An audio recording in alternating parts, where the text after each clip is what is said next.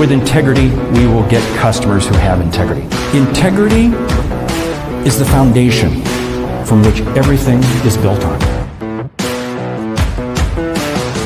You better understand value. But at the end of the day, sales is a relationship business. It is a people business. It is an emotional business.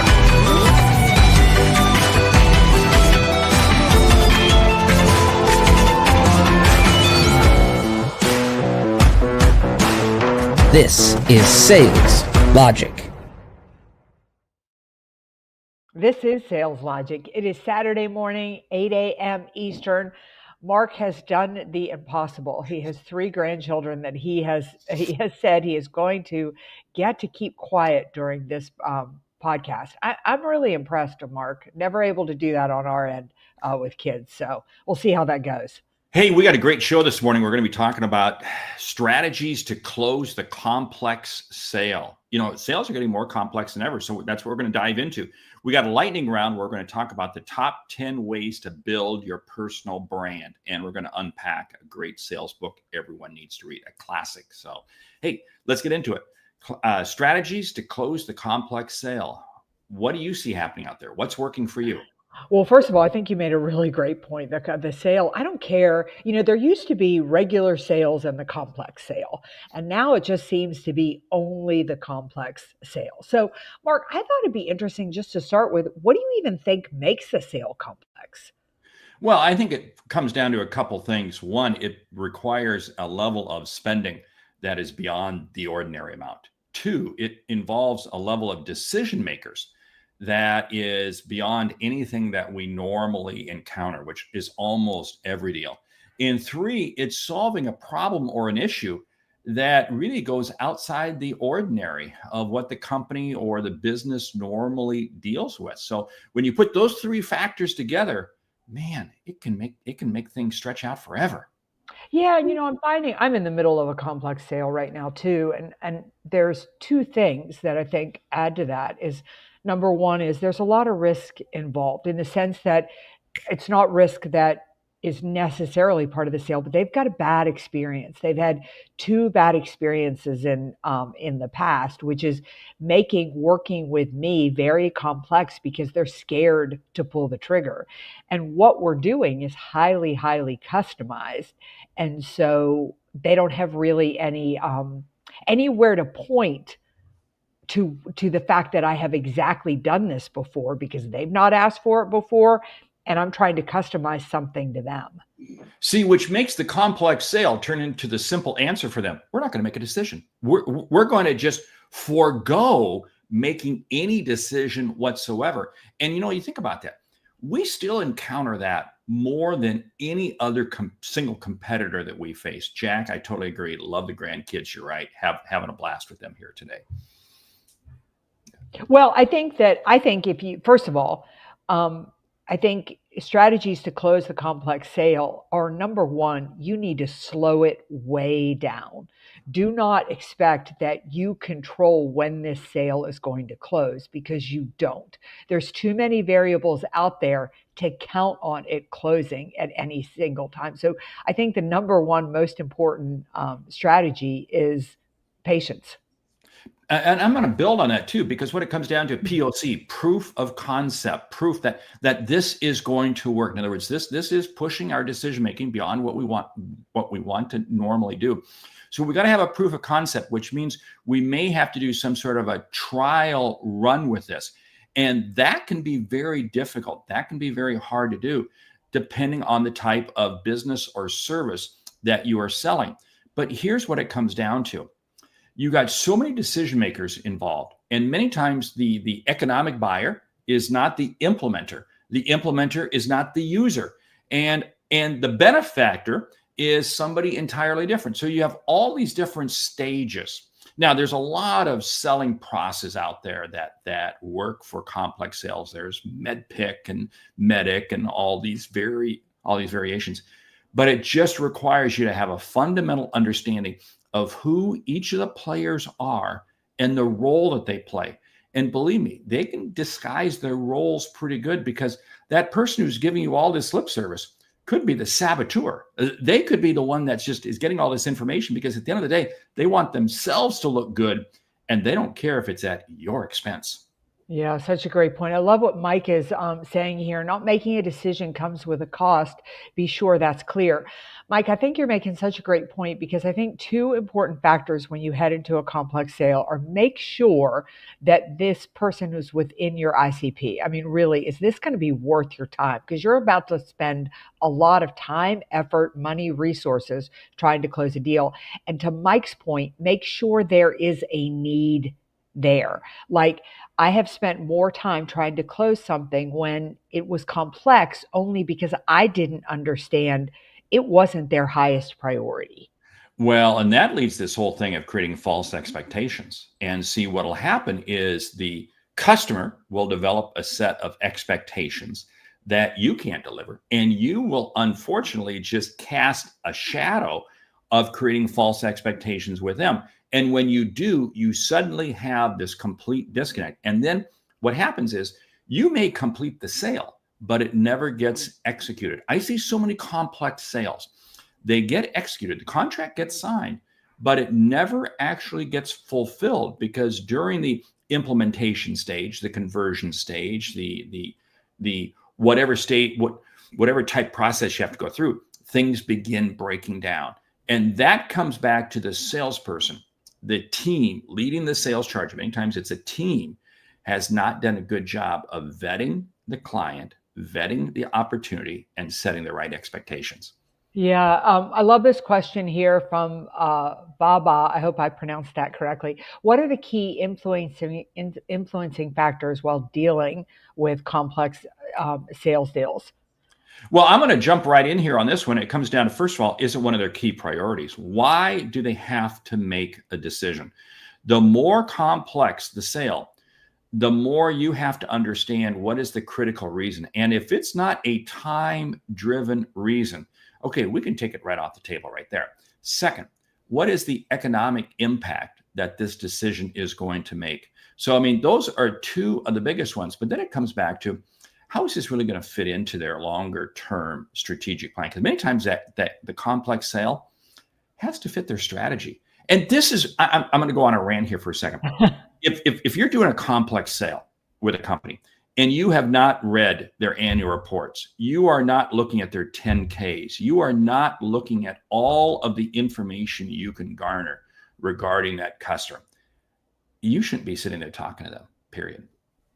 Yeah, I think the other thing that's another key influencer is, like, what are their driving factors? Like, if they are going to pull the trigger on this and they are going to make the decision, what's most important to them in this decision? And are you leading?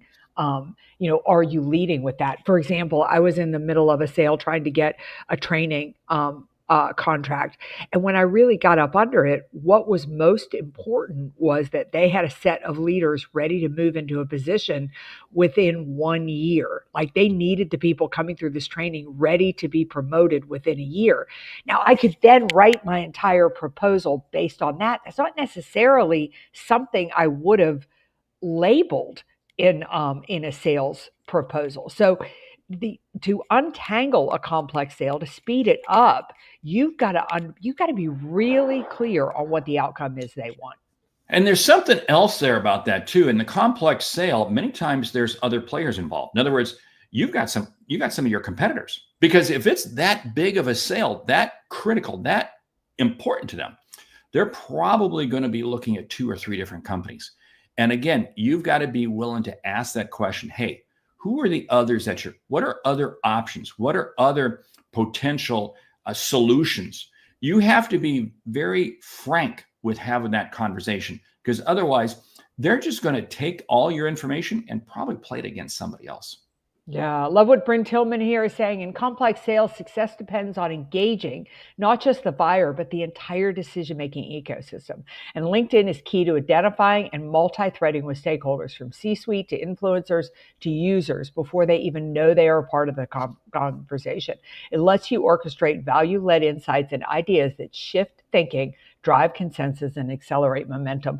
Mark, what I love about what Bryn is saying here is in a complex sale, you better be creative, you better be innovative, and you better be willing to do things that you may not necessarily need to do in a more traditional sale.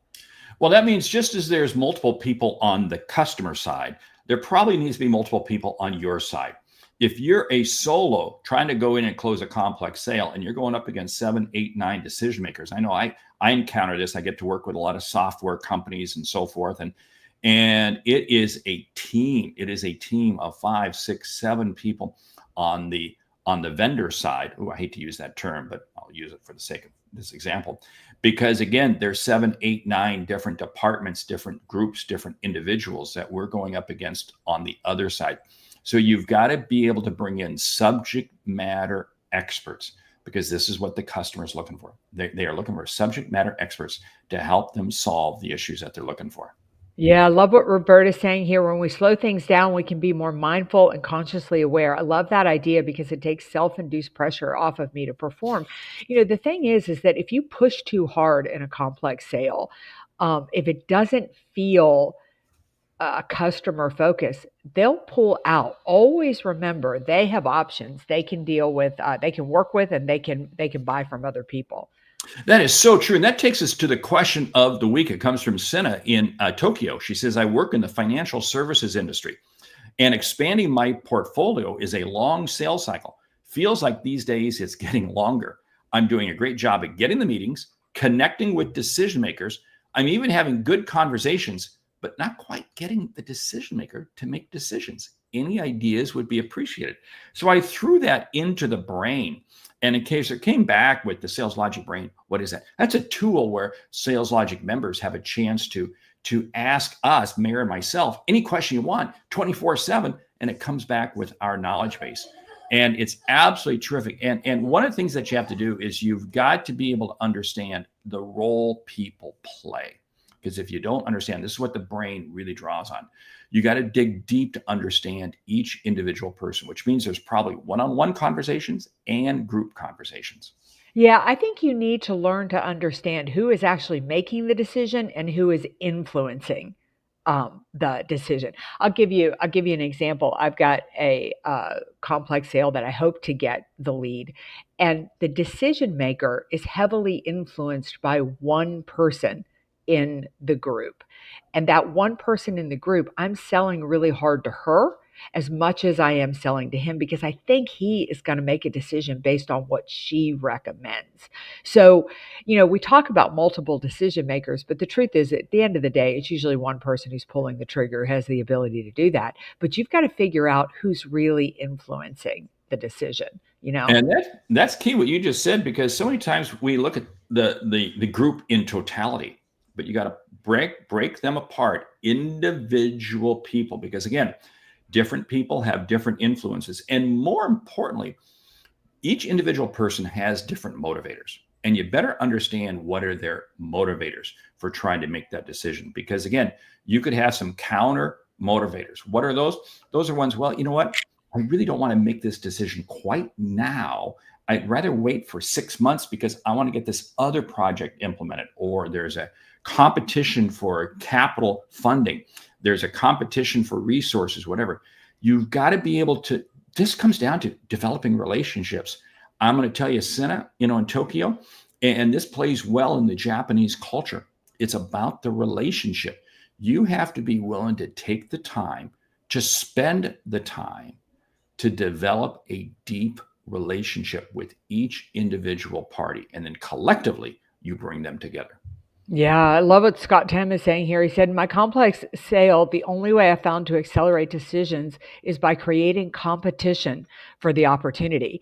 And absolutely, as long as that competition is authentic, as long as it's basically saying, understand you need more time to decide, I've got a lot on your plate, I've got others looking at this opportunity. So, I'm going to go and explore that, which you have every right to do as a salesperson, right? I mean, Mark, you and I do it all the time in our business. Like if somebody wants to look at something, drag their feet on making a decision, that's fine, but we're not going to hold the date if somebody else comes along and wants that date and wants us to do a speaking engagement. So I think it's such a great point here is that that's why you've got to have this robust pipeline and this robust opportunity, because if you put all your eggs in that basket and they slow it down, to Scott's point, they've got all the control, right?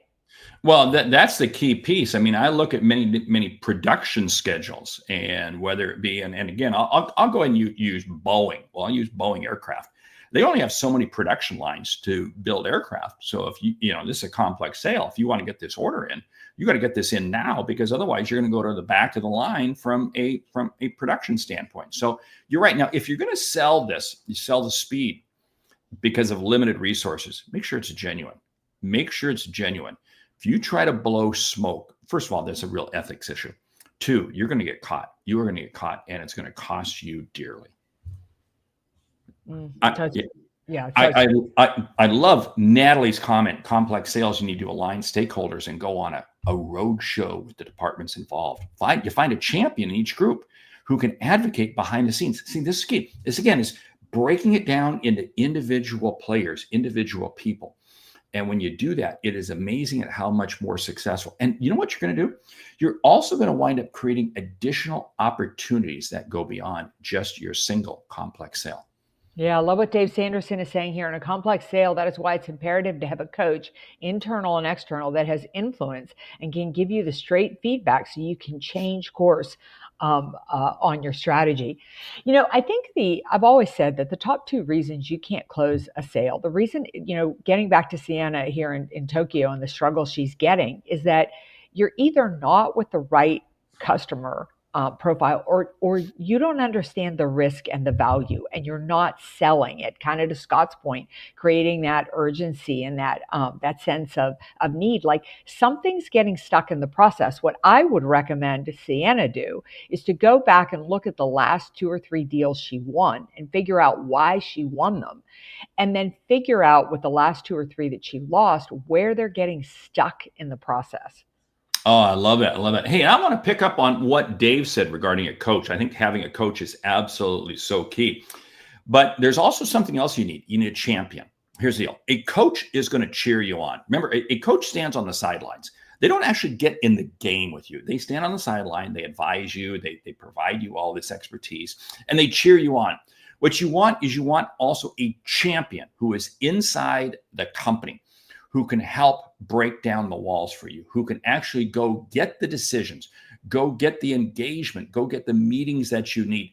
And the champion is so critical because they have to have a vested interest. If they have a vested interest in trying to close the deal, they're going to help you close it. And one of the things that I love asking, whether it be a coach or a champion early on, how have you handled big decisions like this in the past? What's been the process that you used? I love asking that question early on. Why? Because I want to uncover what's the roadmap? What's the roadmap for this organization? And I'm going to ask that of multiple people because it begins to tell me the path I'm going to have to go down to close this sale.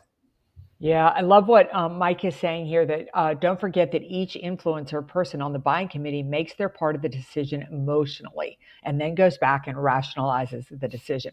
Buying is always emotion, always emotion. Mark, we've got a great question here from Stridham. A problem that I've been encountering with complex sales the last few months is getting to the decision makers, making that connection and making great progress in the sales process. But then the sale slows down despite follow-up discussions. Any advice? Well, this comes down to the fact of are you dealing with the right people? 2, have you uncovered what the problem is? And 3, do they see you as a potential solution? Now, here's the whole thing. In any type of a complex sale, not only are they trying to find out, you're trying to find information out about them, but they're trying to find information out about you. What does social media, what does the internet, what does that World Wide Web out there have to say about you and your company? This is why you've got to create this footprint long before you go in to make this complex sale, that you have a level of knowledge, level of expertise. So then what you're doing to keep them engaged is you're feeding them key insights, key material, key information that's going to help them not only with the decision, but them running their business. Because again, they've got to see you as a peer. They don't see you as a peer. You're going to be seen as a vendor, and then you're going to be pushed to procurement, because we had that term come up, the buying process, procurement. As soon as you get to procurement, man, guess what? That's the business prevention department. Yeah, I just called them out on that, because again, I got to be careful, because once I go to procurement, I got to make sure that I have all my stakeholders lined up and they are ready to buy, and they're gonna push procurement department to make the decision to buy. Yeah, I would also say that maybe, I think it's pretty important to bring procurement into it. Talk to procurement, make them make them part of the decision making. Figure out what procurement needs in order for the deal to go through. But the biggest thing that I am going to say to you is, if it is getting stuck, then it is not an urgent enough need for them, and you need to sell it as an urgent need. You need to. I'll give you an example. I was selling some training and it died on the vine. They didn't think they needed it. And I went back in and I said, I was pretty abrupt. I was pretty tough on it, because what the heck? I didn't have anything to lose at that point, right? The decision was stuck. And I basically said, you've been trying to do this for the last 3 years internally, and you have gotten nowhere. You have not produced one single leader. What do you think that is costing you long term? And I was able to push that over the edge. And what I want you to see with that is, I think your deals are stalling because it's not urgent for them. They don't see it that way. Now, if you see it as urgent, you better help them see it as urgent. And that's one way to move it along. And urgent to them is not your year-end number. Sorry, it doesn't happen, right? It does not happen. Hey, time is flying by. We got to get to this. Hey, you know what? Sales Logic Expert Exchange. Did we have a great call? Oh my God, we had an amazing call, and then it was even better when Carson was willing to jump on with just our mastermind members. If you're looking to improve your sales, think about joining us with the Sales Logic mastermind. So Mark, what is up with the book? And then let's dive into our lightning round. The book is Zig Ziglar. This is a classic, Secrets of Closing the Deal. Yeah, nobody better than Zig Ziglar on really understanding what it takes to close the deal. But as Mark always likes to say, closing the deal really starts at the beginning, and you got to make sure that you checked the right boxes if you want the deal to close. Right. Hey, with that, lightning round, ready, lightning round. Top 10 ways to build your personal brand. You're on the clock. Go. Number 1, you have got to know what you stand for. What do you want that brand to be? What are you passionate about? 2, you do have to engage in social media, and LinkedIn is the front door to the business world. Yeah. I would say that number 2, make sure that whatever it is that you're defining as your personal brand is authentic. It is something that is true to you. Like, I could never have a personal brand around drinking and partying. It's just not who I am. And so your personal brand has got to be authentic. Number 4, be consistent. You have to be consistent. And along with that, authentic, you got to be genuine. Yeah. I would say that create really, really valuable information, like give away for free. Number 6, who do you associate with? Jim Rohn used this line: you become the sum of the 5 people you associate with the most. Associate with the people who you want to be known with. It's amazing how they'll respect you, and others will respect you too. Yeah, I would say with a personal brand, don't always be perfect. I mean, I think that you have to show that you're successful because people, won't respond to that. But at the same time, you don't want to be perfect, and you want to show some challenges and things that you have. Our friend Sherry Leviton, I love it. Every once in a while, she's a sales dynamo, but every once in a while, she'll do a video on where she blew a sale, and I think that's really incredible. And I'm going to add to that. Hey, you have to make sure that whatever you're doing, you're playing the long game. It takes a long time to develop a reputation, but remember, you can lose it in a moment by doing one stupid thing. So important. Number 9, really make sure that you stay relevant. Make sure that you're talking about the latest trends, and don't ignore things just because they're not in your comfort zone. Number 10, that means you're continuously learning. You always have to be continuous learning. And I'll do another shout out right now. The Sales Logic Expert Exchange happens the fourth Monday of each month. Go out to our website, Sales Logic Podcast. You'll see it up there. Get signed up for it, because the fourth Monday of each month from 4 to 5 Eastern time, we have an expert who is sharing with everybody on the call. So it's great. Yeah, I can't let this go. Bryn Tillman, for anybody old enough on this podcast to remember ZZ Top, this is a great quote. Zig Ziglar quote. I meant I'm into ZZ Top. Zig Ziglar quote: "Timid salesmen have skinny kids." Yes, they do. And with that, we want to say thank you for listening to Sales Logic this week. If you like what you hear, subscribe, rate, and review the show on your favorite podcast app. Something we've said has earned you a single dollar. Consider telling a friend about our show, because it's how we grow when we help you grow. I'm Mark Hunter. And I'm Meridith Elliott Powell. Remember, when you sell with confidence and integrity, all of this uncertainty suddenly becomes your competitive advantage. And the sale becomes logical. All right. We'll see you right back here next week for another episode of Sales Logic. Remember, if you have a question, if you'd like to be featured here on the show, just send it to Mark, send it to me, or go to saleslogicpodcast.com. We'll solve all your challenges right here. Now, go out and have a great week. We'll see you right back here Saturday morning, 8 a.m. Eastern.